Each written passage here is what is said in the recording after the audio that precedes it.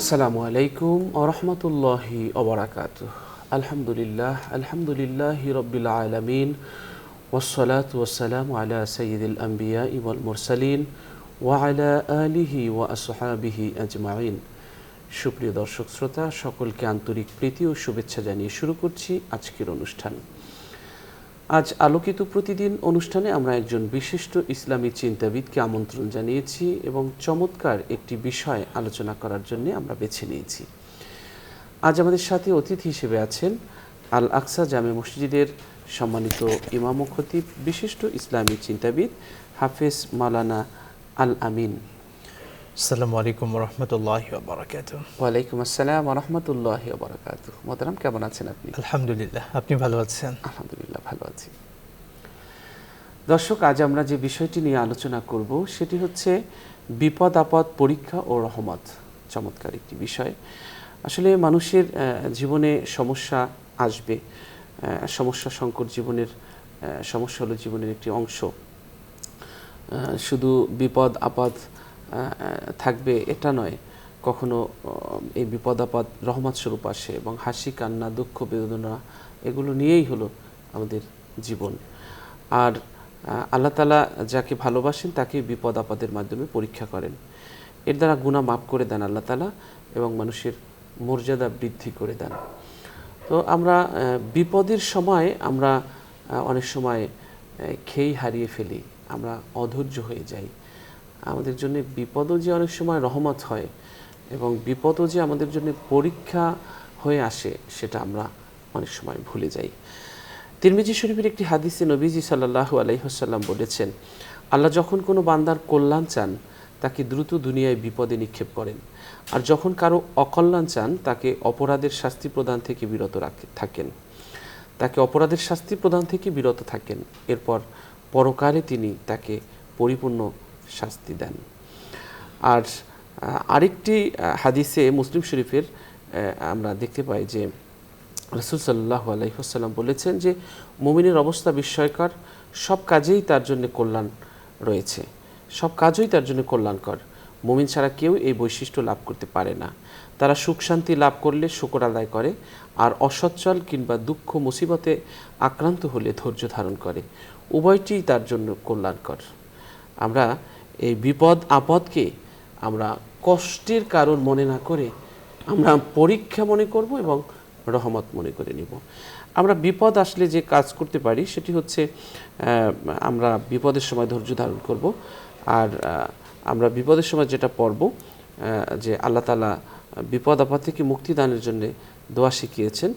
তিনি বলেছেন, যারা তাদের কোনো মুসিবত দেখা দিলে বলে ওঠে ইন্না লিল্লাহি ওয়া ইন্না ইলাইহি রাজিউন, এরাই তারা যাদের প্রতি আল্লাহর অফুরন্ত অনুগ্রহ এবং রহমত রয়েছে, আর এরাই সৎপথে পরিচালিত।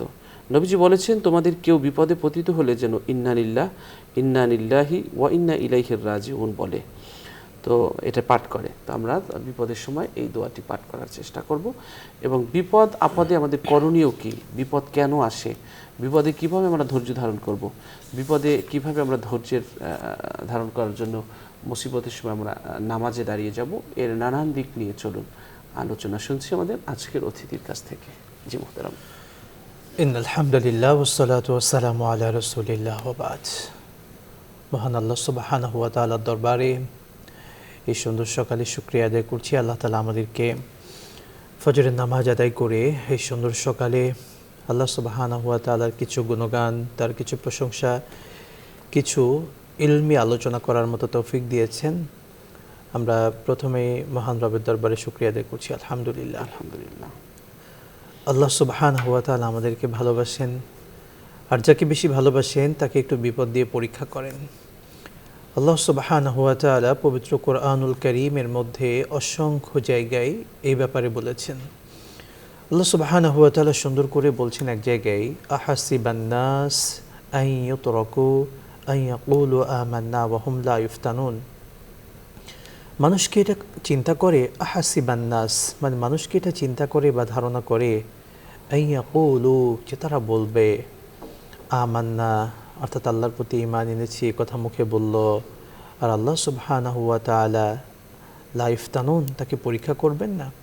আমরা যেমনটা চিন্তা করি যে একজন স্কুল শিক্ষার্থী বা একজন শিক্ষার্থী যদি এই চিন্তা করে যে আমি প্রতিষ্ঠানে অ্যাডমিট হলাম, ভর্তি হয়েছি, কিন্তু আমাকে কোনো পরীক্ষা দেওয়া লাগবে না, সেই শিক্ষার্থীর এই চিন্তা, এটার কোনো মূল্য নেই। তাকে পরীক্ষা কিন্তু দিয়েই পরবর্তী ক্লাসে তাকে যেতে হবে।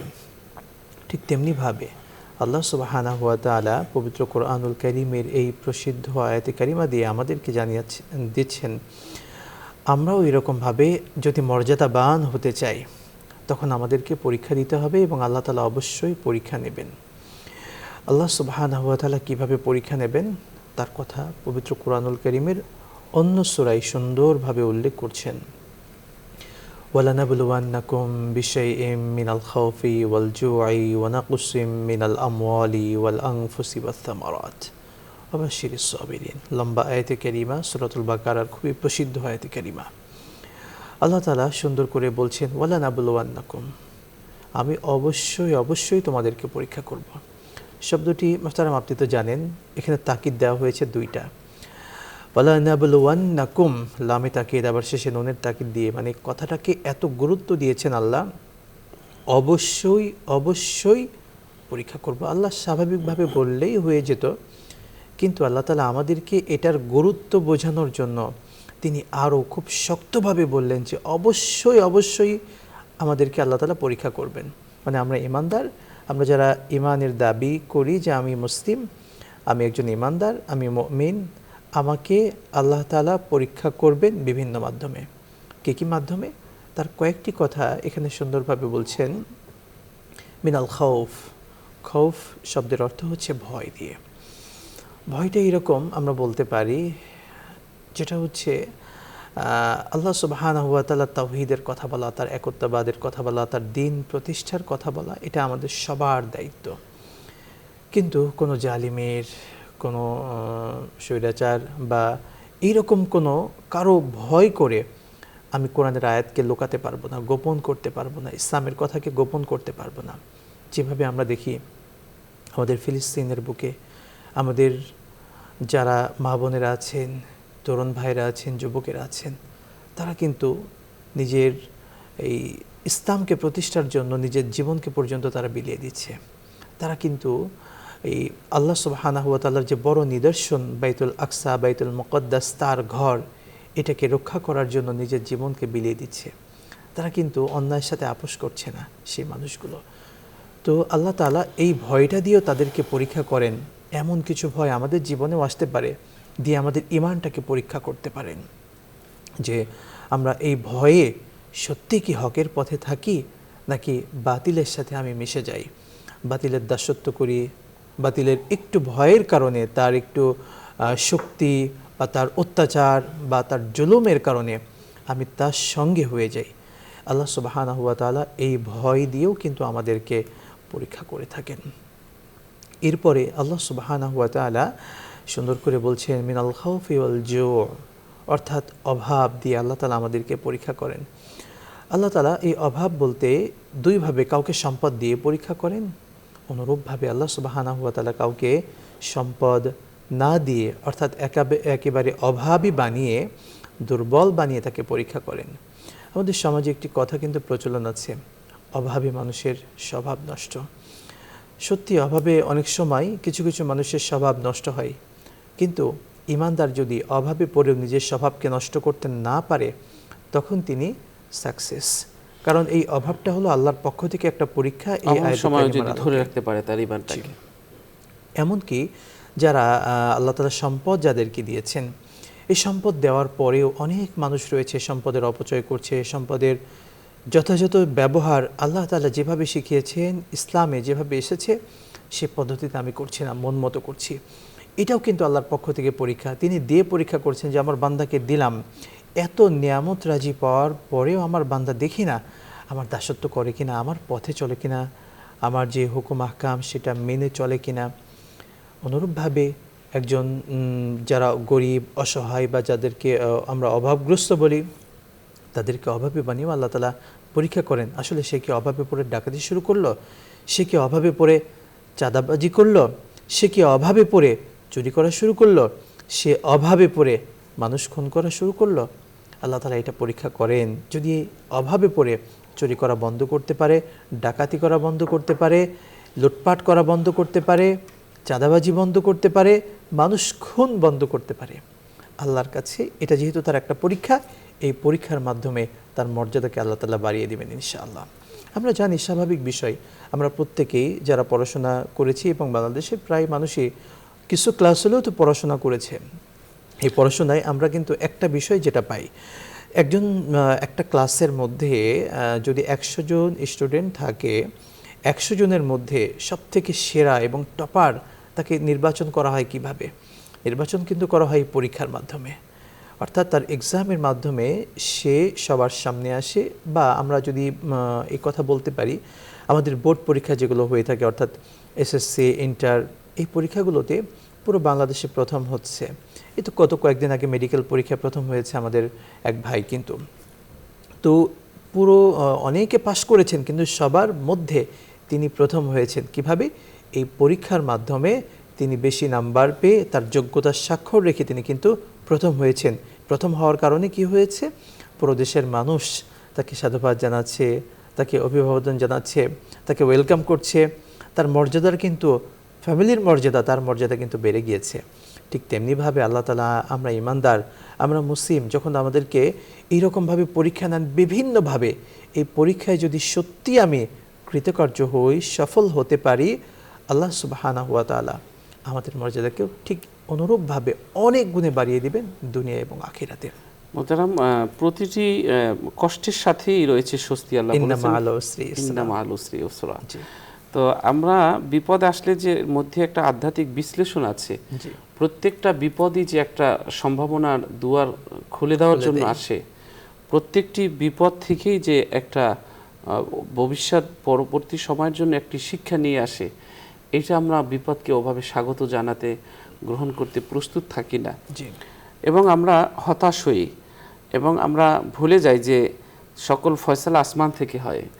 আমরা সেই সব ফয়সালাগুলো আমরাই মানে আমাদের নিয়ন্ত্রণে রাখতে চাই, আসলে এগুলো কিন্তু আমাদের নিয়ন্ত্রণে নেই। আর আমরা কিছু কিছু ফয়সালা মানে কিছু কিছু সমস্যার সমাধান করার জন্য, বিপদ বালা মুসিবত এগুলো করার জন্যে, দূর করার জন্যে আমরা যদি চেষ্টা করে ব্যর্থ হই, তখন আমরা পেরেশান হয়ে যাই এবং আমরা এমনকি এই পরীক্ষার মধ্যে অনেকে আছে আত্মহত্যার পথ পর্যন্ত বেছে নেয়। তো এক্ষেত্রে আমাদের কিন্তু একটা জিনিস মনে রাখতে হবে যে বিপদ আসলে এটি পৃথিবীতে এমন কোনো তালা নেই যেই তালার কোনো চাবি নেই। প্রত্যেকটি তালারই চাবি আছে, প্রত্যেকটি সমস্যারই সমাধান আছে, প্রত্যেকটি সমস্যার মধ্যেই একটি সম্ভাবনা লুকিয়ে থাকে। তো এই যে বিপদ আসে, বিপদ আসলে আমরা মনে করি যে এটা আসলে আমাকেই দেখলো আল্লাহ, আর কাউকে দেখলো না। কিন্তু বিপদ তো আসে তাকে খাঁটি করার জন্যে, তাকে পুরে খাঁটি করার জন্য আসে। আল্লাহ যাকে পছন্দ করেন তাকেই বিপদ দেন। কিন্তু এর যে একটা আধ্যাত্মিক বিশ্লেষণ আছে, কেন তিনি বিপদ দেন, বিপদ দিয়ে কি করতে চান বান্দাকে।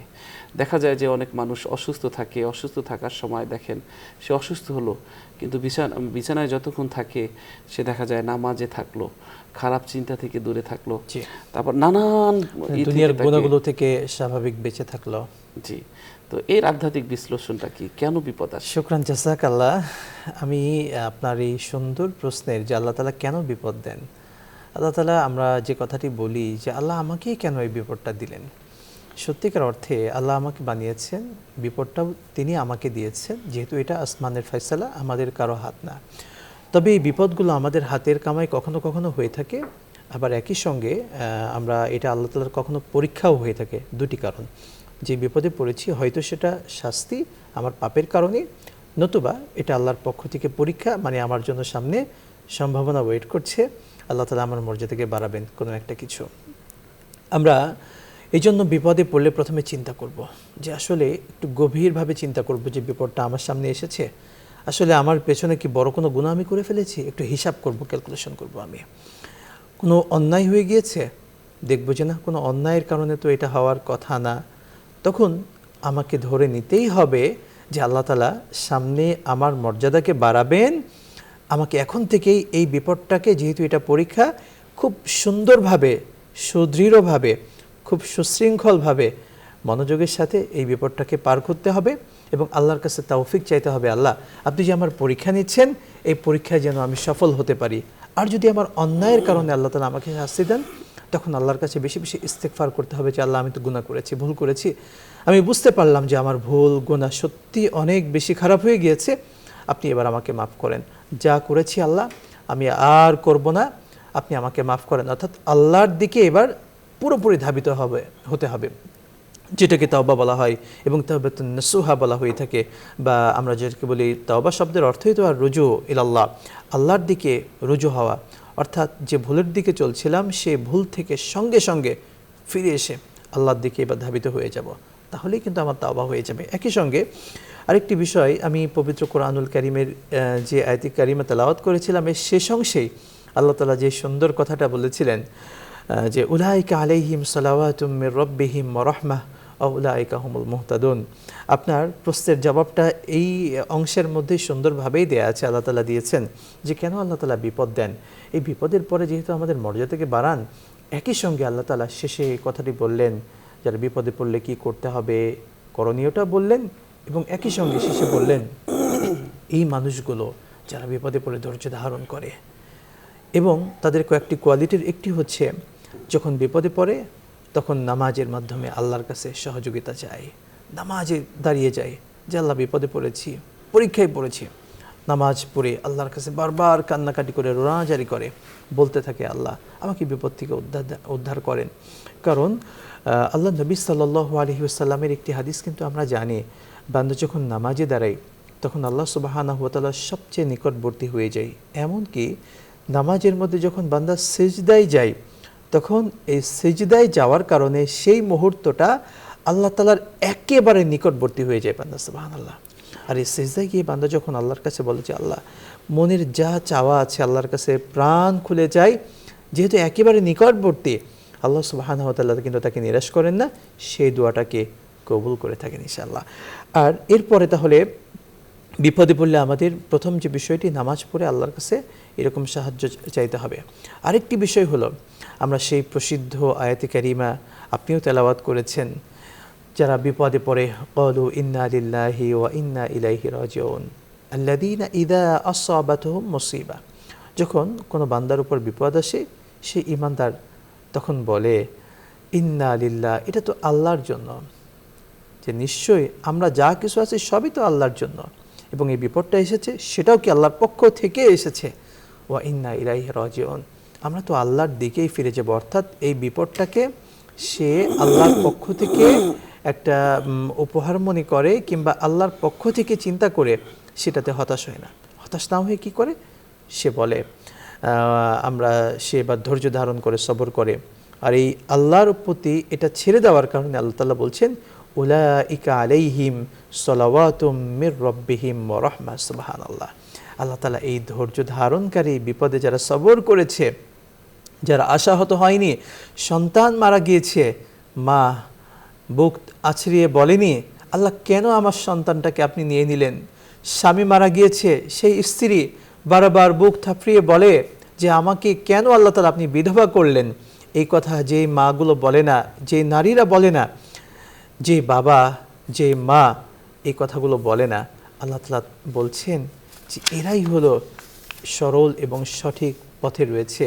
সালাওয়াতুম মির রাব্বিহিম ওয়া রাহমাহ, আল্লাহ তাআলা এই মানুষগুলোর উপর রহমত বরকত নাজিল করেন এবং এই মানুষগুলোকে আল্লাহ সুবহানাহু ওয়া তাআলা সামনের মর্যাদাকে বাড়ায় দেন, সুবহানাল্লাহ।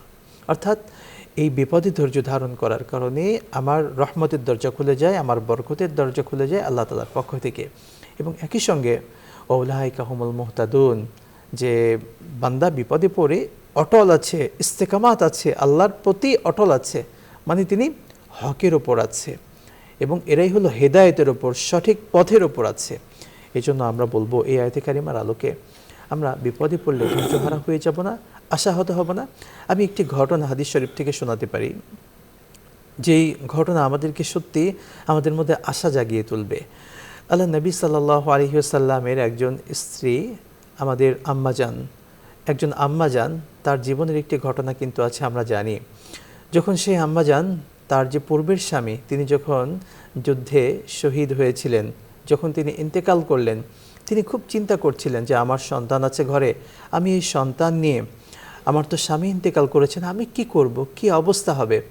আল্লাহ নবী সাল্লাল্লাহু আলাইহি ওয়াসাল্লাম কিন্তু তাকে একটি ছোট্ট দোয়া শিখিয়ে দিয়েছিলেন, যে তুমি দোয়া করো, আল্লাহ তাআলা তোমাকে এর থেকে বড় কিছু প্রতিদান দেবেন। তো সেই মহিলা সাহাবী তিনি চিন্তা করলেন, স্বামী, তিনি তো একজন স্ত্রীর কাছে স্বামী হলো পৃথিবীর সব থেকে বড় নিয়ামত বলা হয়ে থাকে, যে স্ত্রীর চোখে পৃথিবীর সব থেকে মডেল বা একজন হিরোর যাকে আমরা বলি, যে সব থেকে ভালো মানুষটি তিনি কিন্তু স্বামী হয়ে থাকেন। তো সেই স্বামীর থেকে উত্তম আর কি হতে পারে। তো সেই মহিলা সাহাবী আল্লাহ নবী সাল্লাল্লাহু আলাইহি ওয়াসাল্লামের কথা মতো তিনি কিন্তু সেই দোয়াটি পড়েছিলেন। দোয়াটি হচ্ছে, ইন্না লিল্লাহি ওয়া ইন্না ইলাইহি রাজিউন, আল্লাহুম্মা আজরিনি ফি মুসিবাতি ওয়াখলিফ লি খায়রাম মিনহা।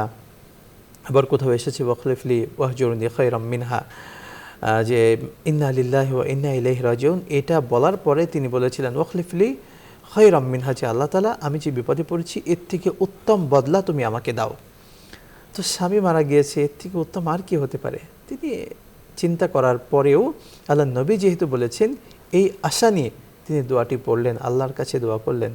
আল্লাহ সুবহানাহু ওয়া তাআলা দেখা গেল আমাদের সেই মহিলা সাহাবীকে, আল্লাহ নবী সাল্লাল্লাহু আলাইহি ওয়াসাল্লাম সেই মহিলা সাহাবীকে আল্লাহ সুবহানাহু ওয়া তাআলা তাকে প্রিয় নবীর স্ত্রীর মর্যাদা দিয়ে দিয়েছেন। সুবহানাল্লাহ।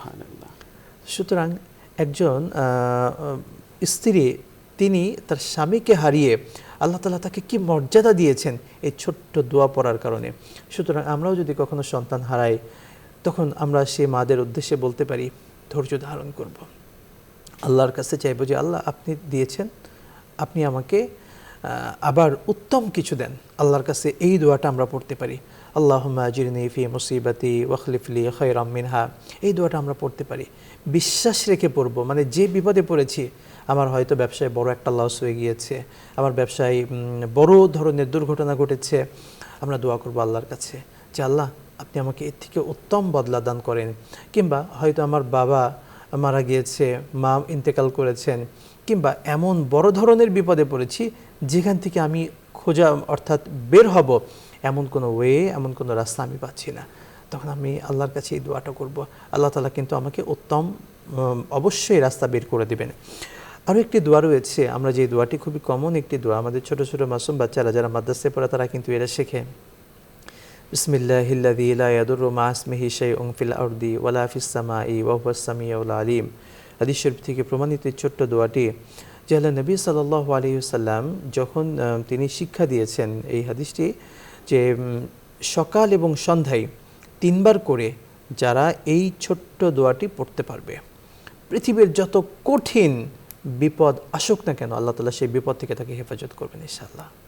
যারা বিপদে পড়ে কোনো লাইন পাচ্ছে না, মানে কোনো পৃথিবীর মনে হচ্ছে যে সব রাস্তা বন্ধ হয়ে গিয়েছে, আমি একেবারে বিপদের কঠিন পরীক্ষার মধ্যে পড়ে গিয়েছি, কোনো উপায় নাই, আমরা সেই সমস্ত মানুষদেরকে বলবো আশাহত না হয়ে আপনি এই দোয়াটি পড়ুন, আল্লাহ তাআলা আপনাকে বের হওয়ার তৌফিক দেবেন। বিসমিল্লাহিল্লাযী লা ইয়াদুররু মা ইসমিহি শাইউন ফিল আরদি ওয়ালা ফিস সামাই ওয়া হুয়াস সামিউল আলিম। খুবই চমৎকার দোয়া, এই জন্য এই ছোট্ট দোয়াটি আমরা পড়ার চেষ্টা করব। একই সঙ্গে আমরা আরেকটি দোয়া আছে, আমরা যদি লা ইলাহা ইল্লাল্লাহু ওয়াহদাহু লা শারীকা লাহু লাহুল মুলকু ওয়া লাহুল হামদু ইউহয়ি ওয়া ইউমীত ওয়া হুয়া আলা কুল্লি শাইইন কাদির, আমরা এই ছোট্ট দোয়াটিও কিন্তু পড়তে পারি। এই দোয়ার দ্বারাও কিন্তু আল্লাহ তাআলা আমাদেরকে বিপদ থেকে হেফাজত করবেন। একই সঙ্গে আরেকটি সবথেকে বড় আমলের কথা যদি আমরা বলতে পারি আমাদের দর্শকদেরকে, আমরা বেশি বেশি দরুদ শরীফ পড়ব। অর্থাৎ দরুদ শরীফ পড়ার দ্বারা আল্লাহ তাআলা আমার কঠিন পেরেশানিকে দূর করে দেবেন। কঠিন পেরেশানিতে আছি, কঠিন বিপদে আছি, আল্লাহ সুবহানাহু ওয়া তাআলা আমার কিন্তু এই পেরেশানি, এই বিপদটাকে সহজ করে দেবেন ইনশাআল্লাহ দরুদ শরীফ বেশি পড়ার কারণে। এই জন্য একজন ইমানদারের জবানে দরুদ শরীফটা খুব বেশি থাকবে, সব সময় দরুদ পড়তে থাকবেন, নবীর প্রতি সালাম পেশ করতে থাকবেন, আল্লাহ সুবহানাহু ওয়া তাআলা তাকে এই কঠিন বিপদ থেকে হেফাজত করবেন। একই সঙ্গে আমরা যদি আরেকটা ছোট্ট আমলের কথা বলি, আল্লাহ নবী সাল্লাল্লাহু আলাইহি ওয়াসাল্লাম কিন্তু খুবই সুন্দরভাবে ছোট্ট একটি হাদিস বলেছেন, আস-সাদাকাতু তারুদ্দুল বালা। আমরা ছোট ছোট দান করব। আমরা অনেক সময় রাস্তাঘাটে আমরা অনেক ভিক্ষুককে দেখি, আমরা আমাদের কাছে এসে সাহায্য চান, কিংবা অনেকে আছেন যারা চান না, এমন মানুষদেরকে আমরা চেষ্টা করব অল্প অল্প করে দেওয়ার জন্য, যতটুকু পারি আমার সামর্থ্যের জায়গা থেকে মানিব্যাগে দেখলাম আমি 20 টাকা আছে, সেখান থেকে প্রয়োজনে 5 টাকা দিলাম, বা অল্প কিছু টাকা আছে সেখান থেকে প্রতিদিন এরকমভাবে প্রতিদিন নিয়মিতভাবে এটা দিলাম। এই দেয়াটা হচ্ছে আমার জানের একটা সদকা আমরা বলতে পারি। আল্লাহ তাআলা এই ছোট ছোট সদকাগুলোর ওসিলা করে আমাকে মাফ করে দিতে পারেন। এমনকি আল্লাহর ঘরে আমি মসজিদে গিয়েছি, আমরা একজন ব্যক্তির সঙ্গে আমার ইতিপূর্বে সাক্ষাৎ হয়েছিল। সেই ব্যক্তি সুন্দর একটা কথা বললেন যে, হুজুর, আমি কিছু করি আর না করি আমার মধ্যে অনেক কমতি আছে, কিন্তু আমি একটা জিনিস মেনে চলার চেষ্টা করি, সেটা হলো আমি বিভিন্ন মসজিদে যাই, বিশ্বের এবং বাংলাদেশ সহ বিভিন্ন মসজিদে আমি ঘোরার চেষ্টা করি, এবং যে মসজিদে যাই চেষ্টা করি সেই মসজিদে আমি অল্প কিছু টাকা দেওয়ার জন্য আমার সামর্থ্যের মধ্যে থেকে এই চিন্তা করে দেই যে আল্লাহ তাআলার ঘরে এখানে তো অসংখ্য মানুষ নামাজ পড়বে, আমি হয়তো নিজের মধ্যে আমার অনেক ঘাটতি আছে, কিন্তু এই মানুষগুলো যে নামাজ পড়বে আল্লাহ তাআলা হয়তো আমাকে সেই ওসিলা করে তো মাফ করতে পারেন। অর্থাৎ তিনি বলছেন আমি যত মসজিদে গিয়েছি আমার মনে হয় আমি কোনো মসজিদে কিছু দেইনি এমনটা হয়নি, যে কিছু আল্লাহ তাআলার সন্তুষ্টির জন্য, তার রাস্তার জন্য আমি কিছু টাকা দিয়েছি। তো আমরা এই ছোট্ট ছোট্ট কিছু আমলগুলো এইরকমভাবে আমাদের ইমানদার হিসেবে আমরা আমাদের জীবনের সাথে ওতপ্রোতভাবে কিন্তু আমরা জড়িত হতে পারি, এটা রাখতে পারি, কন্টিনিউ করতে পারি। এরপরে বিপদ এবং আপদ, আমরা আরেকটি বিষয় আমাদেরকে বলতেই হয়। আমরা যখন বিপদে পড়ি, বিপদে পড়ার পরে আমাদের পাশের ভাই দেখা যাচ্ছে কোনো বিপদে পড়লো, আমি ভালো আছি, আল্লাহ আমাকে সুস্থ রেখেছেন, আমার পাশের ভাই কিন্তু বিপদে পড়তে পারেন, এমন হতেই পারে, আমরা তাকে বিভিন্নভাবে কষ্ট দিই, টিটকারি করি, তাকে বলি যে সে যদি ভালোই হতো তাহলে আল্লাহ তাকে কেন এই অবস্থায় রাখছেন, অর্থাৎ তার এই বিপদটাকে নিয়ে আমরা উপহাস করছি। আল্লাহ নবী সাল্লাল্লাহু আলাইহি ওয়াসাল্লাম এই মর্মে খুবই শক্ত কথা বলেছেন যে না, কারো বিপদে কেন আমি উপহাস করব, ঠাট্টা বিদ্রূপ করব, বরং আমি ইমানদার হিসেবে, আমি মুসলিম হিসেবে আমার উচিত ছিল সেই ব্যক্তির পাশে দাঁড়ানো। তিনি তো আমার ভাই, তার পাশে দাঁড়িয়ে এই বিপদের এই কঠিন মুহূর্তে তাকে উদ্ধার করা। আমাদের সমাজটা এমন হয়ে গিয়েছে, কেউ যদি গর্তে পড়ে যায় আমরা দেখতে পারি রাস্তাঘাটে বিভিন্ন অ্যাক্সিডেন্ট হয়ে থাকে। একটা সময় ছিল তাড়াহুড়া করে গ্রাম অঞ্চলের বিভিন্ন মানুষ এখনও কিন্তু এটা করে, গ্রাম অঞ্চলের ভেতরে যদি কোনো অ্যাক্সিডেন্ট দেখে যার ঘরে যা আছে মহিলারা পর্যন্ত দৌড়ে চলে আসে, এসে তাড়াহুড়া করে সেই মানুষটাকে হেফাজত করে উদ্ধার করে, পানি দিয়ে কিভাবে কি করবে না করবে ব্যস্ত হয়ে যায়, পাগলপাড়া হয়ে যায়। সেই সাধারণ মানুষগুলোর মধ্যে কিন্তু এই ব্যাপারটি আছে। কিন্তু আমরা এখন বর্তমানে আধুনিক যুগে আধুনিকতার এত ছোঁয়া আমাদের লেগেছে, একজন মানুষ যদি অ্যাক্সিডেন্ট করে হাতে হাতে আমাদের ফোন আছে, গিয়ে আমরা একটা সেলফি নিচ্ছি, আমরা একটা লাইভ করে দেশবাসীকে জানাচ্ছি, দেশবাসী আমাদের সামনে অমুক জায়গায় একটা অ্যাক্সিডেন্ট হয়েছে, আপনারা দোয়া করেন। আমরা কিন্তু এটার মধ্যে আছি, বরং সেই মানুষটাকে যে সহযোগিতা করার দরকার ছিল, সে যে বিপদে আছে, আমরা সেই বিপদটা আমাদের মুখ্য বিষয় না, সেখানেও কিন্তু আমরা এই লৌকিকতার বিষয়টি নিয়ে এসেছি। অর্থাৎ ভিউর যে একটা আমাদের যে একটা অসম প্রতিযোগিতা এবং একটা অসুস্থ প্রতিযোগিতা, সেটা আমরা নিমজ্জিত হই। মোহতারাম, বিপদের সময় আমরা যদি আমাদের বিপদগ্রস্ত ব্যক্তিকে সান্ত্বনা দেই, তার কি ফজিলত আছে সেটা আমরা শুনবো আপনার কাছ থেকে। তো এর আগে আমি দর্শকদেরকে বলতে চাই যে দর্শক শ্রোতা, বিপদ আমাদের সবার জীবনেই আসবে কখনো না কখনো। এজন্যে আমাদের সবাইকে বিপদ আসার আগে ধৈর্য ধরার প্রস্তুতি আমাদের রাখতে হবে। আল্লাহ বলেছেন, আর আমি অবশ্যই তোমাদের পরীক্ষা করব কিছুটা ভয় ক্ষুধা দিয়ে, যেটি দিয়ে মোহতারাম শুরু করেছিলেন। আরেকটি আয়াতে আল্লাহ বলেছেন, তোমাদের কাছে যা আছে তা নিঃশেষ হয়ে যাবে এবং আল্লাহর কাছে যা আছে তা কখনো শেষ হবে না। যারা ধৈর্য ধারণ করে আমি তাদের প্রাপ্য প্রতিদান দেব, কর্মের প্রতিদান স্বরূপ, উত্তম কর্মের প্রতিদান স্বরূপ প্রাপ্য প্রতিদান দেব তারা যা করত। আল্লাহ তাআলা আর এক জায়গায় বলেছেন যে, হে মুমিনরা, তোমরা ধৈর্য এবং নামাজের মাধ্যমে সাহায্য প্রার্থনা করো, নিশ্চয়ই আল্লাহ ধৈর্যশীলদের সঙ্গে আছেন। রাসূল সাল্লাল্লাহু আলাইহি সাল্লামের পবিত্র অভ্যাস ছিল, যখনই তিনি কোনো কঠিন সমস্যার সম্মুখীন হতেন তখন তিনি নামাজ আরম্ভ করতেন। আল্লাহ তাআলা এর বরকতে তার সব বিপদ মুসিবত দূর করে দিতেন। এই জন্য বিপদ আসলে আমাদের নামাজে দাঁড়িয়ে যেতে হবে। চলুন আজকের আমরা যারা বিপদগ্রস্ত হবে তাদের সান্ত্বনা দেওয়ার কোনো ফজিলত রয়েছে কিনা এই বিষয়টি নিয়ে আমরা 2 মিনিট মোহতারামের কাছ থেকে আলোচনা। শুকরান, জাযাকাল্লাহ। সত্যি আমি আল্লাহ নবী সাল্লাল্লাহু আলাইহি ওয়াসাল্লামের একটি খুবই সুন্দর হাদিস রয়েছে যে বান্দা যতক্ষণ তার ভাইয়ের সহযোগিতায় থাকে আল্লাহ সুবহানাহু ওয়া তাআলা ততক্ষণ সেই বান্দার সহযোগিতায় থাকেন। সুবহানাল্লাহ। আবার যখন কোনো বান্দা অপর কোনো ভাইয়ের কোনো প্রয়োজনকে পূরণ করে আল্লাহ সুবহানাহু ওয়া তাআলা সেই বান্দার প্রয়োজনকে পূরণ করে দেন। সুবহানাল্লাহ, কি চমৎকার হাদিস যে আমি আমার ভাইয়ের সহযোগিতায় থাকব, আল্লাহ সুবহানাহু ওয়া তাআলা আমার সহযোগিতায় থাকবেন। আমি আমার ভাইয়ের ছোট্ট একটা বিপদ, তার বিপদ হয়েছে, আমি তার পাশে দাঁড়ালাম, অর্থাৎ আমার কঠিন বিপদ থেকে আল্লাহ তাআলা আমাকে কিন্তু হেফাজত করবেন। সুবহানাল্লাহ, এই আশা কিন্তু আমরা রাখতে পারি, যেহেতু আল্লাহ নবী সাল্লাল্লাহু আলাইহি ওয়াসাল্লামের একটি হাদিস। এই জন্য আমরা যারা বিপদগ্রস্ত ব্যক্তি তাদের পাশে দাঁড়াবো এবং নিঃস্বার্থভাবে দাঁড়ানোর চেষ্টা করব আল্লাহর সন্তুষ্টির জন্য। বিপদে পড়েছে তার পাশে অবশ্যই দাঁড়িয়ে যাব। একই সঙ্গে আমরা আরেকটু কথা যেটা যোগ করতেই হয়, বিপদগ্রস্ত ব্যক্তিরা যেটা করতে পারেন, সালাতুল হাজত যেটা আছে, বিশেষ সালাতুল হাজতটা স্বাভাবিক, এটার কোনো বিশেষ নিয়ম নেই।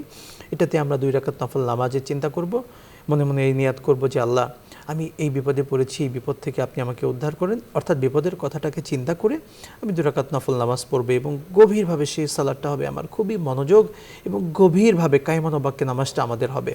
সেই নামাজের মধ্যে আল্লাহর কাছে এবার আমি সিজদায় গিয়ে পর্যাপ্ত পরিমাণে চাইতে পারবো, এরপরে আমি যখন রুকুতে যাব সেখানে চাইতে পারবো এবং দোয়া মাসুরা শেষ করার পরে সেখানে গিয়ে আমি যদি আরবি বিভিন্ন কোরআন হাদিসে বর্ণিত দোয়া আছে সেই দোয়াগুলো পড়তে পারবো।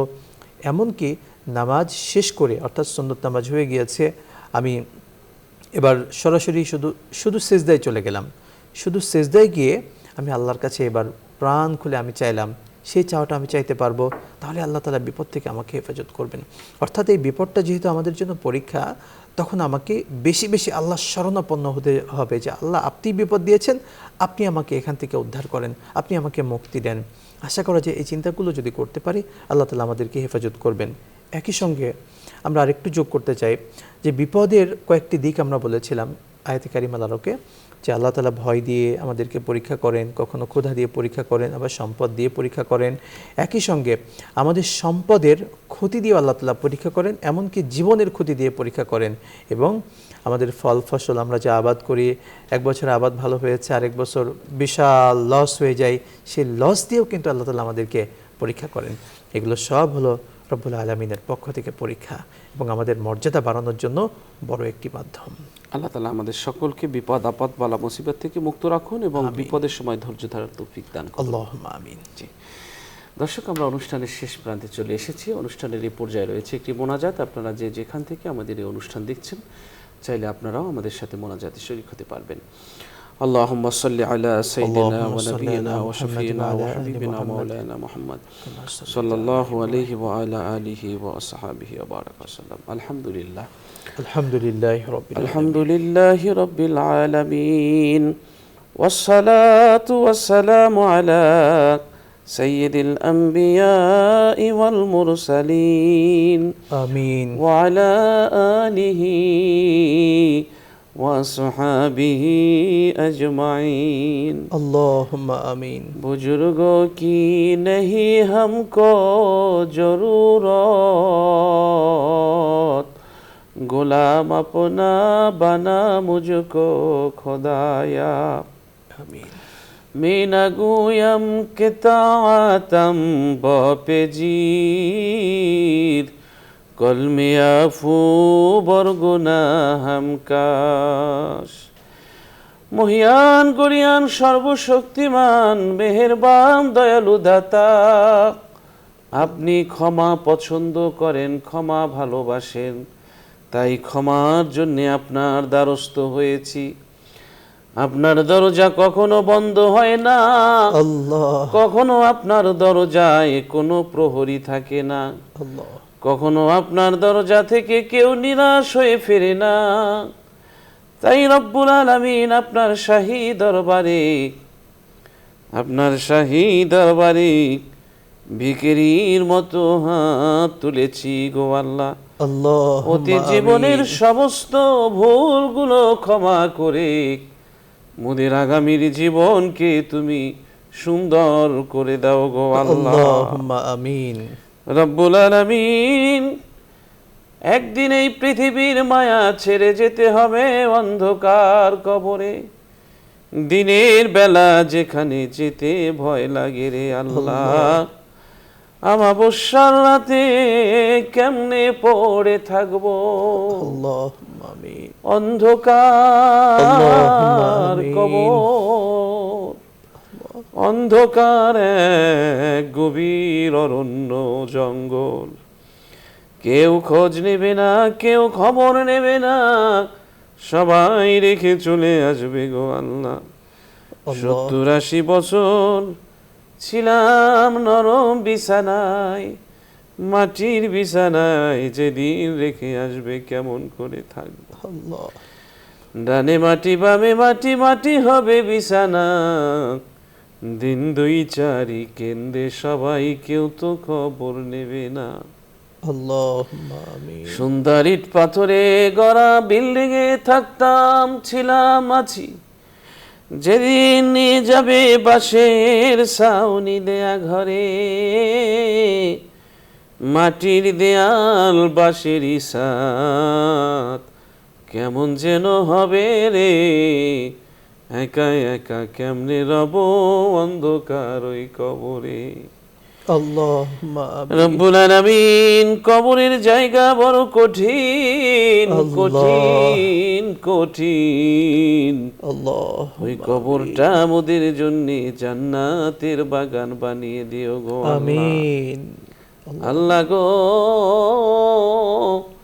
যত ধরনের কবরে বিপদ আছে, আযাব কষ্ট আছে, তুমি দূর করে দিও গো আল্লাহ। আমিন। যাওয়ার সময় দুনিয়া ছেড়ে মুমিন হওয়ার তৌফিক দিও, ঈমানের সাথে মৃত্যুবরণের তৌফিক দিও, আমিন। সব প্রতিবন্ধকতা বালা মুসিবত দূর করে দিও।